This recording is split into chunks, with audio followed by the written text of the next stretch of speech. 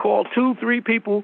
Tell them that the Christian Fellowship Council is on the air, providing great inspirational songs of praise, up-to-date community information. I'm Brother Willie Saunders. I will be bringing it to you live. That's right. We are here with our Brother Gary, and his guest, and also our Dr. Khanna.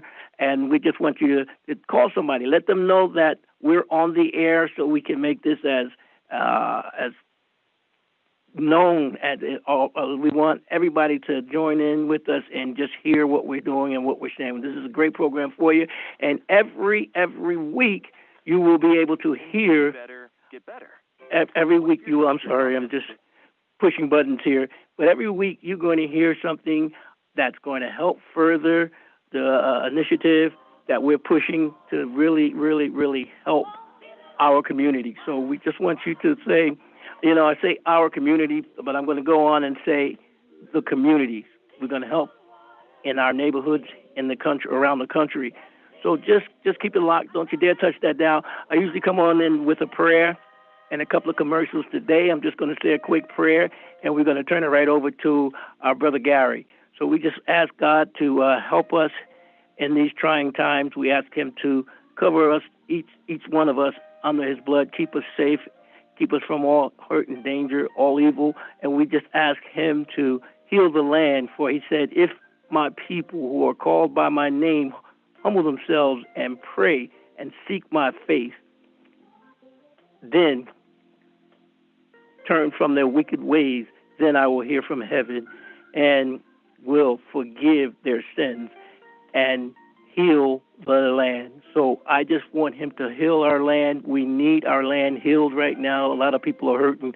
And so I just want to again say thank you for tuning in. Keep it locked right here. Brother Gary is coming on. Thank you, Brother Gary. Well, thank you very much.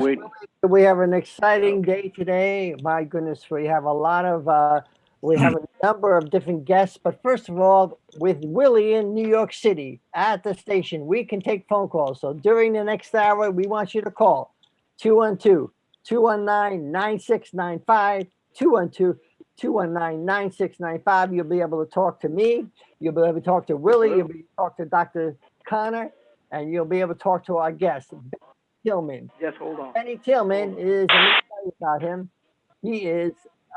Benny Tillman is an African-American musician, a prominent international teacher of the Vedic philosophy and yoga. He's performed with many rock and roll bands, and we're excited to have him on. Now, I want to tell you that this is the Returning Youth, Dr. Khanna's Returning Youth show. The Returning Youth radio show, but not only going on the radio, but we are broadcasted on 6 social channels at the same time right now. But I'm going to tell you where to go to see us right now. If you're in digital land, we are at facebook.com/Khanna, Khanna, the number 4 kids, Khanna 4 kids, and please visit us there. And we are returning young incarcerated adults back to a productive life. That's what returning.youth.com is doing. And we had an exciting day today with Dr. Khanna. We met with the chief of police in Elizabeth, New Jersey, and the deputy chief. What an exciting day we've had. We are live on WPAT radio. You can stream us at WPAT930am.com. And you can also see us live, see our wonderful faces, and you see facebook.com/Khanna4, the number 4 kids. Dr. Khanna is an attorney, a child safety advocate, a servant of the underserved, champion the nonprofit Voice of the Kids. I think you can tell I'm excited today. Dr. Khanna also recently launched his post-incarcerated Juvenile Justice Reformation Act initiative. I've practiced that many times so I can say it quickly. I challenge anybody to say it as quick as I can. Hey, we call that in short his returningyouth.com campaign. Please go there, returningyouth.com. We're returning young adults back to a productive life after incarceration. This initiative by Dr. Khanna is providing post-incarcerated young adults with housing training, along with the required medical and psychological assistance needed to secure their job. On the phone and on this Zoom today and on the Facebook is Not only myself, but Willie Sanders, our co-host Nicole Makazik, Clem Yaboa from Voice of the Kids, Benny Tillman, who's going to be our special guest. Now I'd like to turn it over, who has a short message, Dr. Surajit Khanna. Dr. Khanna, welcome. Thank you very much, Gary. I would request if Clem can just give the introduction, because I am like 2 minutes away from my desk, and That's then I fine. will continue in 2 minutes. So if Clem can talk about the initiative and the importance of the initiative, and I'll pick it up right after him. Well, thank you, Dr. Khanna. Basically, the initiative is about bringing the youth who had been incarcerated, particularly when they were young adults before incarceration, those in their teenage years, who went into the jail systems and are now being on the air right now. If you can tune in, but I'll call you. I'll be off. What happens is when they get reintroduced into society, if they are not done, we don't do it properly. They redo or they do the same, they commit the same offenses that they go back into prison. So we call it recidivism. In the African American community, recidivism is a very, very high level for us. What this initiative is trying to do is for us to do anything that will reduce recidivism. When recidivism is reduced, the whole society benefits.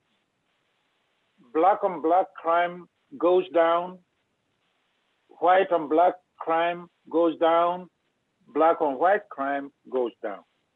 So society ultimately benefits simply because we showed these returning youth love and we accepted them into society. We always believe that, and this is a fundamental belief in our initiative, that society is the one that raises everyone. It takes a village to raise a child. Fundamental. So when they are coming in, we need society to position itself to receive them and to nurture them and to help them get back on track to be meaningful participants and contributors to society. This is what we are all about. Now, the way we do it is we bring them in, give them housing, give them career counseling, give them on-the-job training. Before all this starts, they also go through mental and physical health evaluation, and they are provided the appropriate therapy. So we do whatever we can to prepare them to go back into society. But one of the key things is society must now be ready to receive them, ready to help support them to become better citizens of society. This is in a very small nutshell. This is what the project is about. Thank you very much, Clem. I really appreciate it. I mentioned earlier that Dr. Khanna and I were visiting the police because that's our first initiative pilot location. I think Nicole is going to introduce that for us. Go ahead, Nicole. Thanks, Gary. And yeah, as you mentioned before, you guys went to Elizabeth, New Jersey, and you guys got to meet with the law enforcement there, which is super exciting. You guys got to discuss the Returning Youth Initiative. So looking at the picture in front of us, reading from left to right, first you have Officer of Community Affairs, Officer Ciano, and then moving, we have Gary and the Chief of Police, Saka, Dr. Surajit Khanna, and then we have the Deputy Chief Cologne. So it's definitely super exciting that you guys got to have that discussion about the initiative, especially with the location at Elizabeth and how critical it is for the Returning Youth Initiative.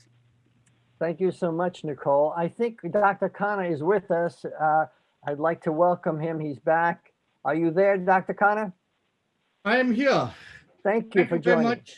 Thank you very much for having me in this show. Thank you, my dear audience. Thank you, Brother Willie. Thank you, Claim. Thank you, Nicole. Thank you, Gary. And thank you, our special guest, Mr. Benny Tillman, all the way from Atlanta, Georgia. I really welcome all of you to this wonderful show, Dr. Khanna's Returning Youth. Like Gary always said, it is a post-incarceration Justice Juvenile Reformation Act initiative. It's a long one, but in short, we say Returning Youth. Well, today is a special day. Today is a National Joy Germ Day. I don't know how many of you know about this, but this is called National Joy Germ Day. This actually started in 1981 by a wonderful female who started this Joy Germ Day. What does this do? Well, this is the day that reminds people across the country that by being positive and treating people with kindness, they can influence those around the world, around them in a positive attitude on others. You know, this is so much similar to what we are doing in this initiative. We are going to spread kindness to the post-incarcerated young adults. Just like how in 2020, we started with COVID-19. The COVID-19 was spread all over the world. Similarly, this particular initiative is going to spread the kindness to all the post-incarcerated young adults, because this influences positivity to others, to help others. Because we are just talking a few minutes ago while we were driving back from visiting these wonderful officers from Elizabeth Township, that we need to change the perception of the local people, the perception of the village people, the perception of the community, how you want to look at the post-incarcerated young adults. It's not for them to change, but we have to change our perception towards them. Because if somebody is coming out of the incarceration and they are trying to transform themselves and they're trying to change themselves, and if we, as the society people, if we do not change ourselves, the way we look at them, the way we treat them, the way we respect them, then they will never change. We have to change our perception towards them. We got to embrace them. We got to hug them. We got to provide this kindness towards them. That's why I thought of bringing this up. My dear audience, those who are listening to me today in this particular show, today is the day called National Joy Germ Day, Joygerm, like joy and germ, two words. So this germ is needed to be penetrated and to be circulated everywhere, because this is the day you can give your kindness, you appreciate other people. Please do that. Please appreciate, please show your kindness to everybody. And that's the day. And that's why I have this wonderful guest in our studio today, Mr. Benny Tillman, who is a giver, who is also a person who loves to give this joy. That's how I know him since long time. I don't know how long, maybe 100 years now I know him, because he did give that germ to me and I was attracted by the joy.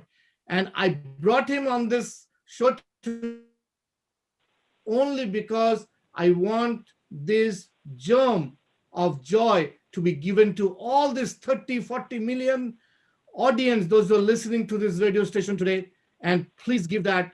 And I do want to turn on to Gary and Nicole for the next session with Benny Tillman.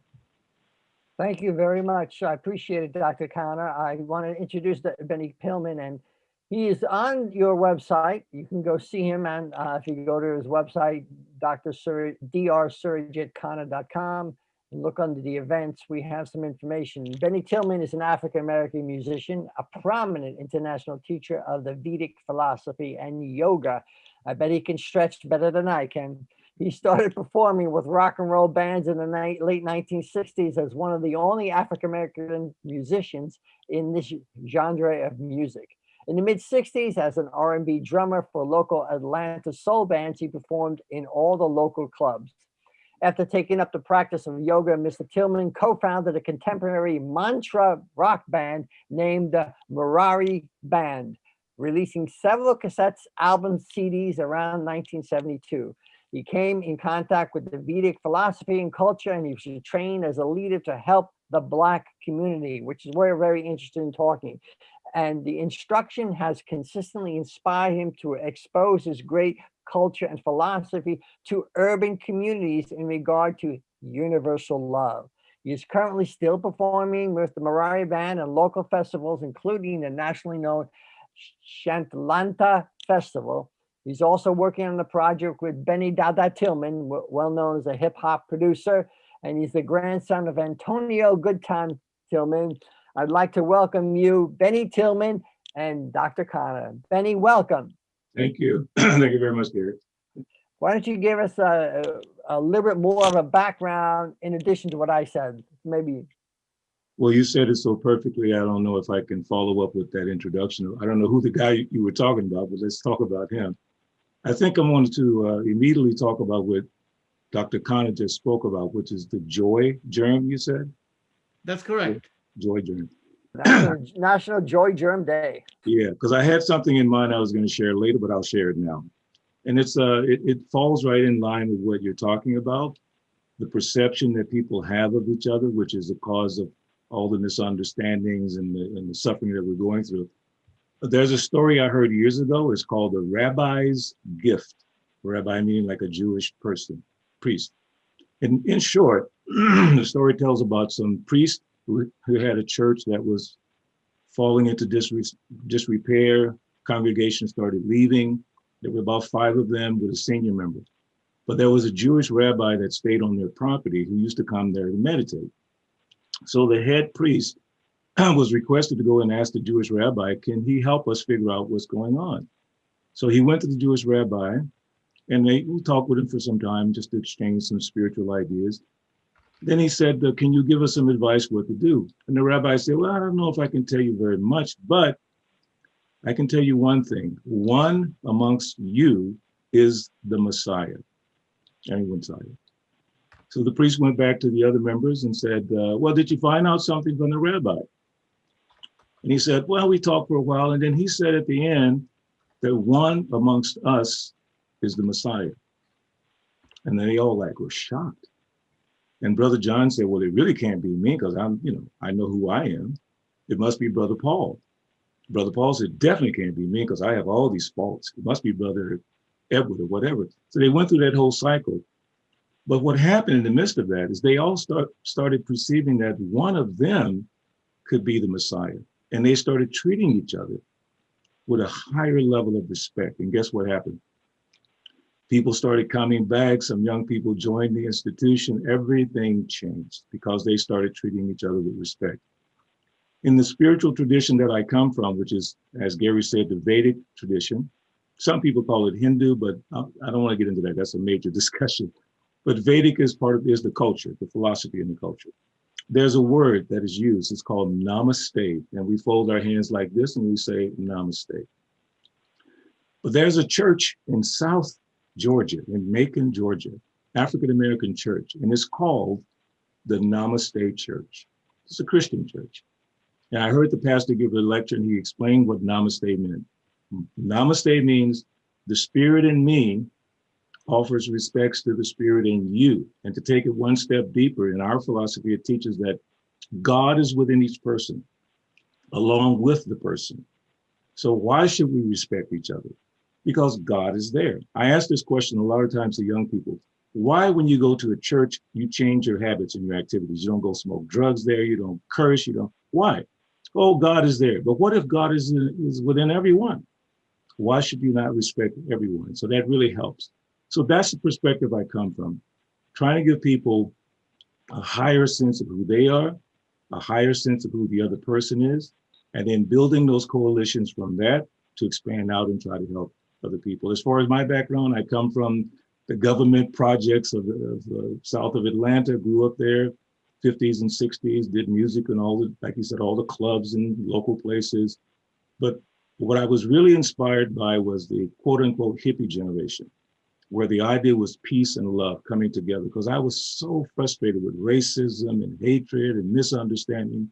When I saw Black people and white people coming together, showing love, it inspired me. So to this day, I look for those opportunities where we can unite together, Black, white, Latino, doesn't matter, gay, straight, and do things together for the benefit of people in our community. So that's kind of where I'm from. Thank you. Thank you. I think that Nicole has a question for you, and then I want to follow up after Nicole asks the question you answer with Clem next. But Sure. Go ahead, Nicole. Nicole? Yeah, thank you, Gary. Just kind of going along with what you just said, and I think you raise a very good point that, I specifically speaking as a young adult, never really thought like that. So that was definitely a really cool perspective to sit here and listen. So thank you for that. But reflecting off of what you were saying, you talked about the Black community a little bit. So, how did you personally feel being, only involved as the only Black individual? Well, for me, it was like where I grew up is called East Washington. It's a section of East Point, Georgia. Nicole, you might know East Point if you ever heard of the band called Outkast. Outkast is they came from my hometown, East Point. But when I grew up there in the 50s and 60s, the Ku Klux Klan used to march down our main street. That's how difficult it was. But where we grew up was a specific area, and Surajit's been there, he's seen it. We had everything in that community. We had our school, we had our businesses, we had our nightclubs, it was amazing, really, really far out. But I always made it a practice to cross over to the white community and to work with kids over there. So that's how I got involved in rock and roll in 1967, 68. And I was the only African-American musician playing with white rock and roll bands during that time. Of course, I played soul music and all those things as well, but I just had a sense that, we needed to work together, be together. So I crossed over that line many times. And my wife is also Caucasian, so it's like, I really don't see so much Black or white, because as I said in the beginning, God is within every person. If I stop at that gate, that you're Black and you're white, and that influences how I think, and I've missed the whole point of the philosophy that I follow. Oh, wow. Thank you very much, Benny. We really appreciate that. I think that Clem has a question specifically, in relationship to your experience. Clem, did you want to chime in here?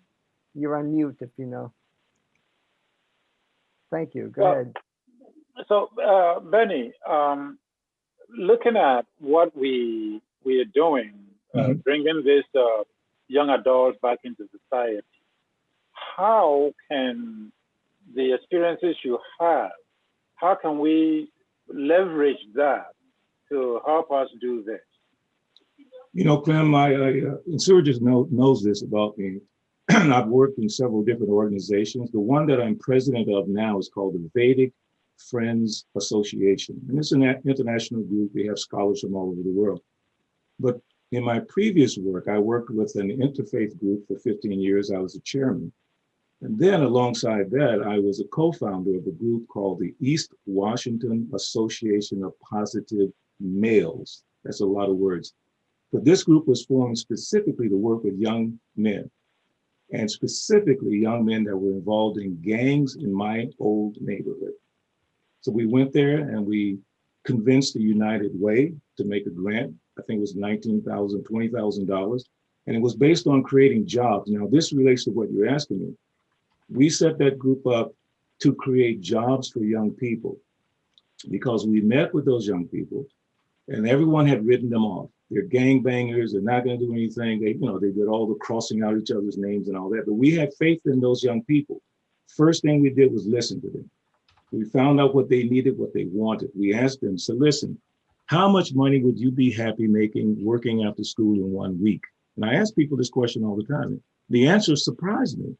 They said $50 a week is all we're looking for. And I was like, what? Gangbangers, $50 a week? That's what they wanted. So we created jobs for them. The jobs were cleaning up their old neighborhoods over the summer. And those young men worked very hard. So this is something that comes in my thought as you're asking this question. My teacher, my founding teacher, taught something. He said, no man should be unemployed, period. So the idea of bringing people back from the jail system, adjudicator, whatever you want to say, and giving them those opportunities is something that I firmly believe in. And I'm very proud of Surajit because I've known him, as he said, since 1988, something like that, when he was a young college student. And he's always been working on things like this, and we've worked together on many programs. So I'm committed to share whatever I can from my experiences. I've worked with adjudicated youth.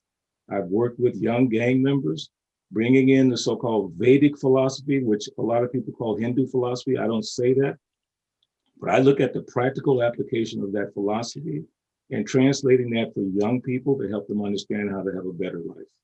So I hope that makes sense, Clint.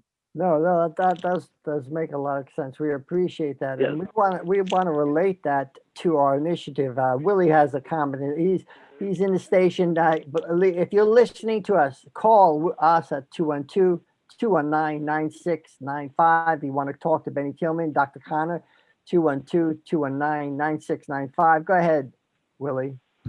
Well, thank God to have the gentleman is just a beautiful thing that he is seeing the value in working with a team that is doing something for the community, and also his accomplishments are just great. So he's just right for what we need with this initiative. Listen, I have a young man in the audience. He's a young man, and these are the people that we're going to be able to help.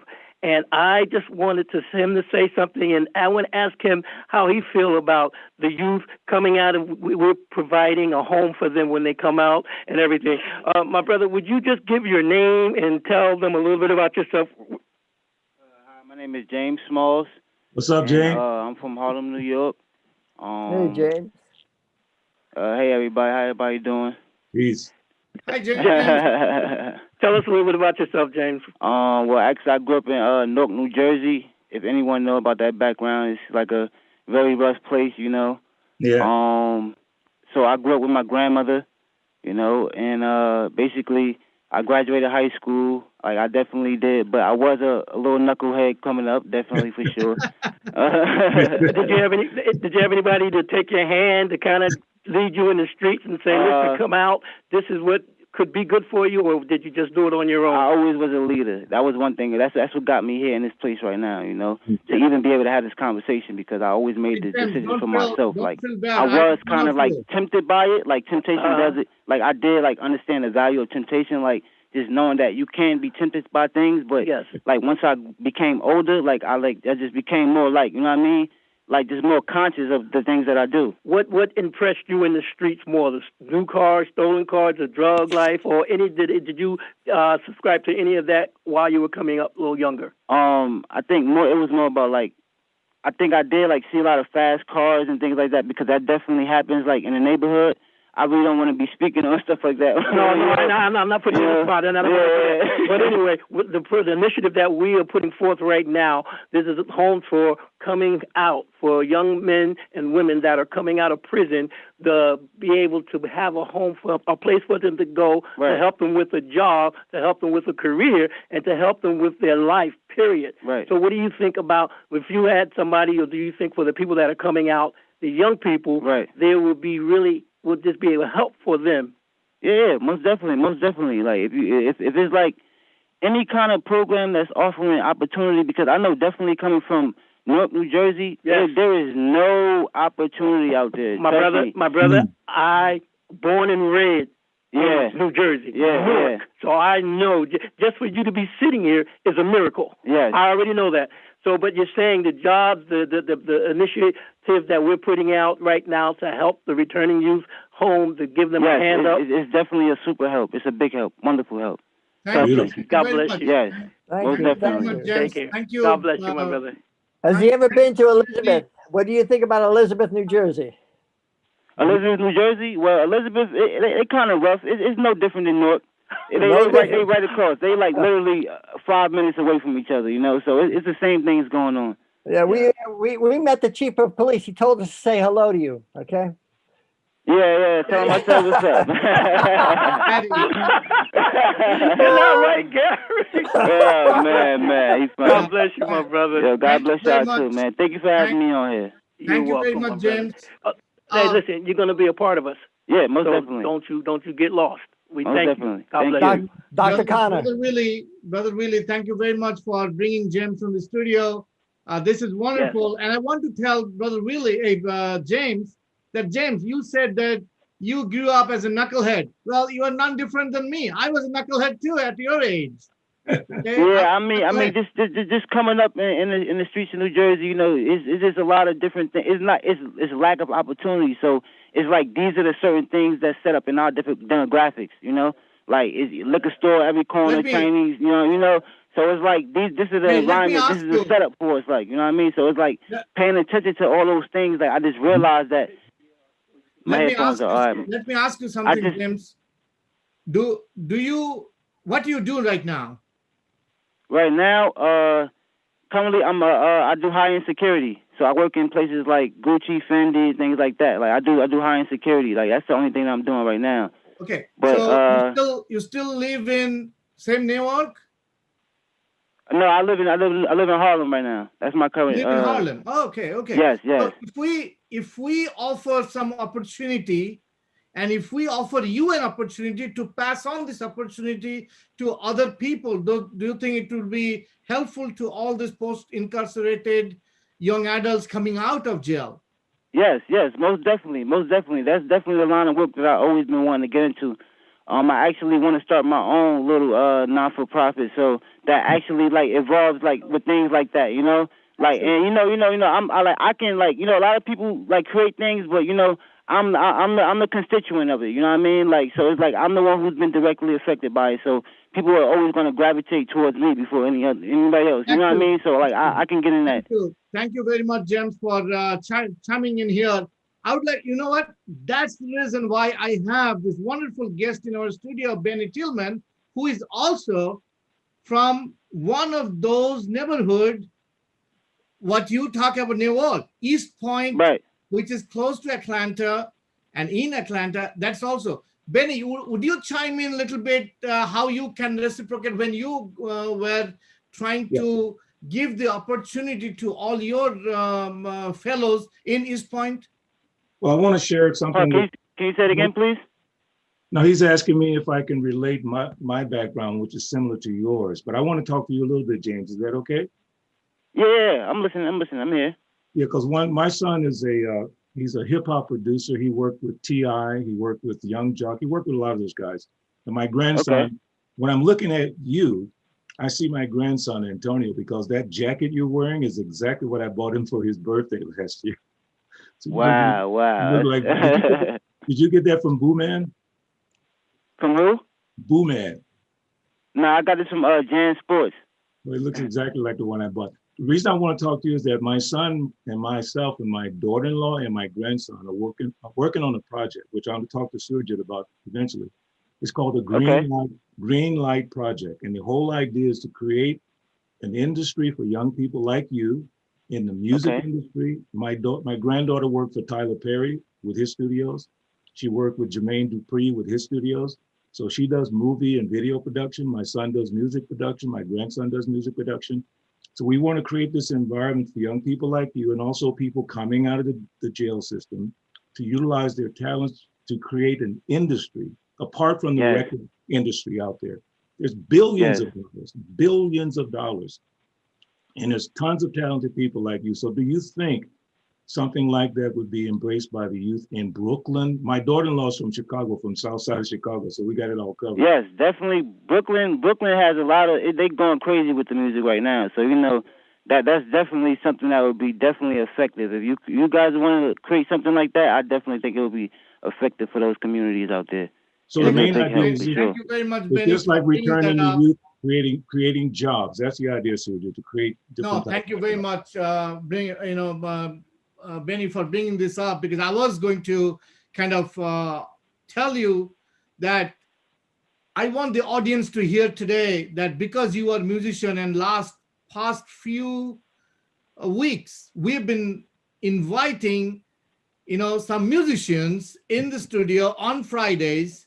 And I would like to see that how these young adults from this community, especially the post-incarceration, can be influenced by all of you, and they can have a career in music, which Yes. can definitely help them to transform themselves. But I think, Nicole, you have a question for Benny you've been waiting to ask. Yes, her and also Clem next. He's also been waiting. Go ahead, Nicole. Well, Thank you, Gary. So Mr. Tillman, I just kind of, we're sitting here, we're having this discussion, and it just kind of crossed my mind. So I was just wondering, how do you feel about Dr. Khanna's overall initiative in terms of helping those post-incarcerated Black young adults? No, I'm really proud of him first. Number one, very proud of Surajit, Dr. Khanna. I don't call him Dr. Khanna, I call him Surajit. And I've seen him grow from teenager practically to where he is now. And it's always been the same thing. He always tries to do something to help others. And I know from doing some business with him before, he would put people before himself and his family. So I know his heart is very sincere. So this initiative to work with young people coming out of the prison system, I just want to make one side comment about the prison system that really makes me angry. Having worked with young people, giving them jobs. When a person breaks the law, a young person, Black, white, or Latino, doesn't matter. The government can immediately find enough money to put them in jail. And it goes from $20,000 to $40,000 or $50,000 a year. Yes. They can't find $15,000 to hire. Most young people, they want money. They want to make money. They want a job. They want something. So to not help do that, like this initiative should be totally financed because of what it's doing. But I know you're gonna have an uphill climb trying to find resources and money and support. Why? If you can put me in jail and spend $40,000 a year, give me $10,000 a year. I can save that person. So I know your organization is in the right spot. So we just have to keep going forward. Whatever little bit I can do, I don't have much I have no money, but I can offer whatever background, experience, and try to help. And Surajit knows that I'm always dedicated to whatever he's trying to do. I think, Nicole, that having young people like you is the biggest success of this organization. If you're showing this much interest, it's just going to grow exponentially. So thank you for what you do. You're inspiring me, seriously, to want to do something. Thank you. There's that wonderful smile. So I think, Clem, you've been very patient. Yeah, I mean, yes, I've been patient because I'm enjoying the conversation around what we can give to the youth, and there's been a lot of people, guests on this show who have demonstrated that they can support to give to the youth. Now, what I want to talk about is a little bit about society. What can society change? How should society change to facilitate this giving to the youth? James, you are from a high-end security. That's what you currently do. High-end security in a store like Gucci or some other place, right? What happens is Louis Vuitton, Fendi. Okay. In those stores, Kmart. Yeah, in those stores, they are trained to do racial profiling. Okay, so when a Black person walks in, he's treated differently. So part of our education is about changing some of those societal mandates. Okay, if you're doing high-end security and a Black person walks in, you got to keep your eye on the person. If a white person walks in, it doesn't matter. Okay, So a lot of the changes start from there. And some of it is also within the Black community.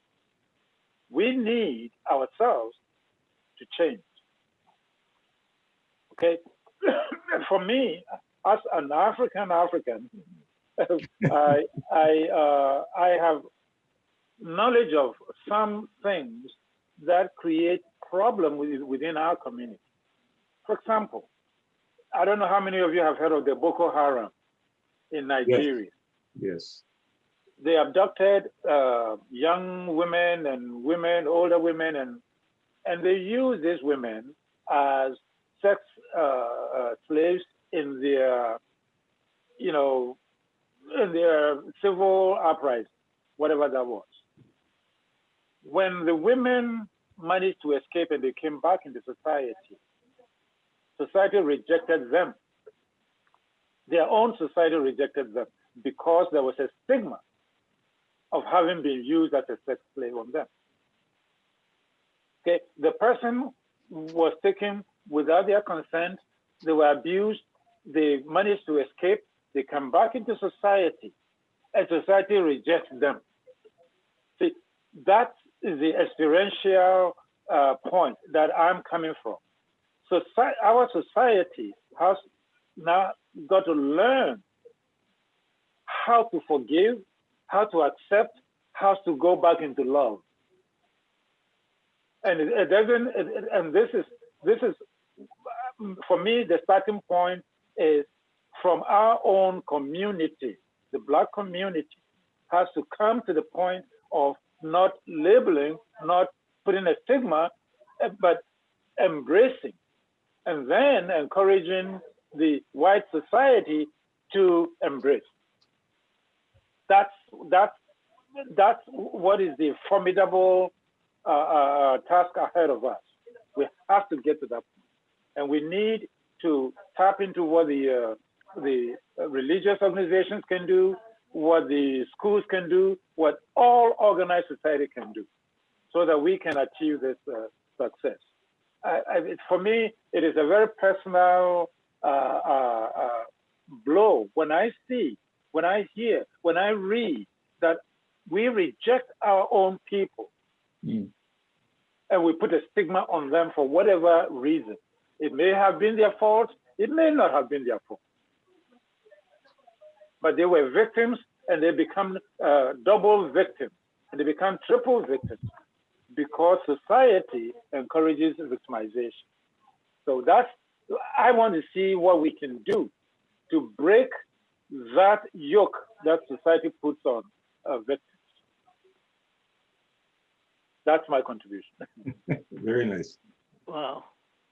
Well, what I want to say also real quick is that there's a lot of things that we have to take on, and definitely the discrimination against our people being Black. What we can do is, with this initiative, it's just not stopping here.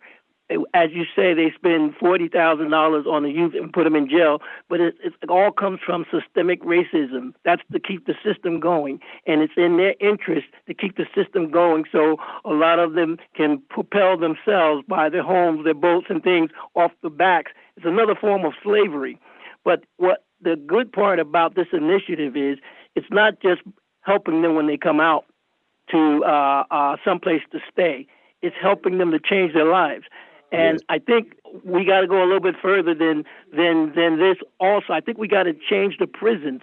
If a young man goes into prison, he stepped over the line, there should be some courses in there. He wants to come out. The main thing is everybody in jail wants to get out. Why can't we put some courses in? You can get out earlier if you get this high school diploma. If you follow this curriculum here that we've put together for you, you will automatically come out with a CDL license or a high school diploma or a college degree, because they want to get out and they will study. So I'm thinking, how do we change the real system within? And that's going to be something in prison or in jail where these young men can get into, as opposed to weights and just going to sleep watching TV. They're getting themselves ready for when they do come out, they'll be prepared and able to take care of themselves and their families. No, thank you very much, Brother Willie. I think this is exactly what today, during this meeting with this police department in Elizabeth, they brought this up, that the purpose we are going to have a meeting in next couple of weeks is that they want to see that how the prison system can give an opportunity to some of these prisoners, young adults especially, that they can come out if they get associated with our initiative, our program, so that they can get out early. So that's a very good point. Brother Willie brought it up here. But I have a quick question for Benny here. Sure. I know, Mr. Tillman, I've known you for, like I said, it feels like 100 years. I know you, and I'm so proud that you could make some time today out of your busy schedule and join here and bless this initiative. But I really want to understand that you coming from this type of background in your East Point when you grew up, how do you think that these young adults, when they get this opportunity, do you think they will accept it, or they will think that, you know what, this is the same thing what some government does, but we are trying to be different? So what kind of message would you like to give to the audience, those who are listening today, so that they can feel that, no, this is different? Like Brother Willie said, Clem said, Gary said, Nicole said, everybody's saying this is different. Well, I am saying, yes, this is different. But from your perspective, what do you think you can share that, yes, this is different, that is different than what everybody else is offering? Could you highlight on that, please? Yeah, thank you for that, Surajit. And I'll do it very briefly. There's a verse in the books that we study, and I use this verse whenever I speak in a secular environment, when I speak with government people, teachers, universities. A very simple verse from what's called the Bhagavad Gita. And I'll say the Sanskrit, it's kind of beautiful. It says, Yad Yad Acharati Shrestha. Acharati means teaching by example. And I remember, this is not political, but I remember when Donald Trump was elected president, I was being interviewed downtown Atlanta because I'm always there doing my thing. So one of the local stations interviewed me, and they said, what do you think of the president? I said, well, I think he just needs to be careful of his speech, because that verse says, whatever a great man does, common men follow in his footsteps. And whatever standards he sets by exemplary acts, all the world pursues. So directly to your point, young people look at us for examples. And if they see any little chink in the armor, if they see you off a little bit, they don't really trust very much. James Mike can back me up on this. If you promise something to a young person and you don't follow through, don't think they're not paying attention. And the practical example for me is working with young people. And I remember once one of our young men was being chased around by another gang, and they were going to kill him one day. But we had promised this young person, or this group, that we will protect you. If you come to our meeting, we will protect you. So myself and the other co-founder, we drove that young man home, back to the projects, walked him to his door, put him inside, and he was safe. My point being that whatever commitments your organization's making to the youth, you've got to follow through. So far, you're doing a fantastic job, but it gets harder as you go forward.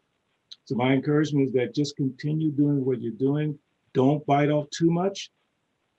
But what you're proposing to work with the youth is what the government says they want to do.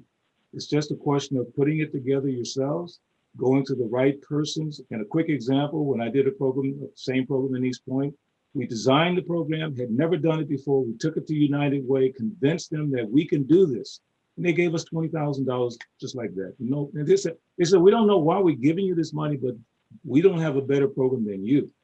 I don't see a better program than the one that you have. You just got to get to the right people to give you the right resources. but just that commitment from your side, never to give up on it. Don't give up on the young people.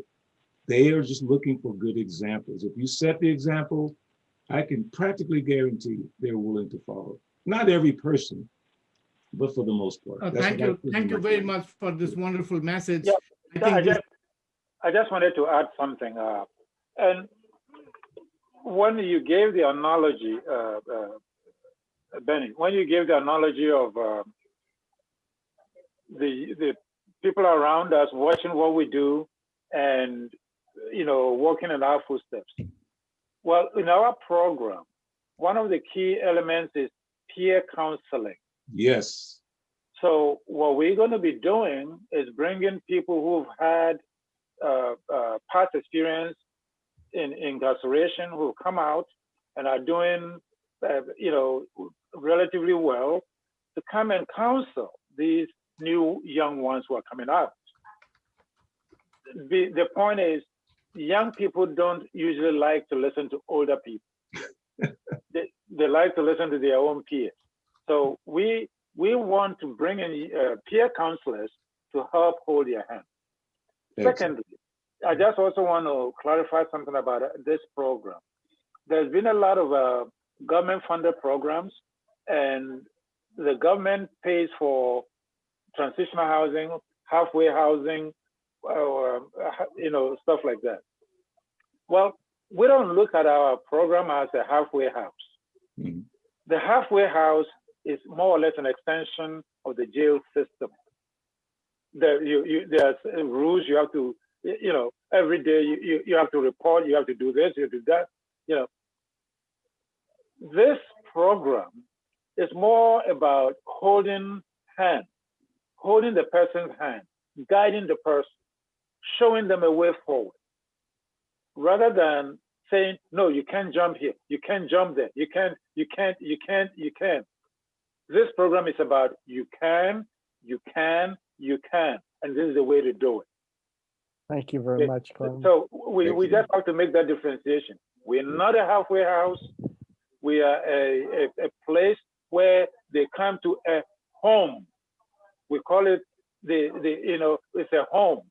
It's not a house. It's a home with holistic love. Yes. Exactly. I'd like to, Benny, I know that I see at least one acoustic and one electric guitar behind you. I know that you're some type of musician. What I'd like to do is, if you don't mind, I would like to just play a short snippet of one of your of your singing. I guess the name is Savior of the Fallen, if you don't mind. Sure. All right, well, let me do that for everybody's enjoyment. Please listen to Benny Tillman. Benny, I didn't know you have such a good voice. Thank you so much.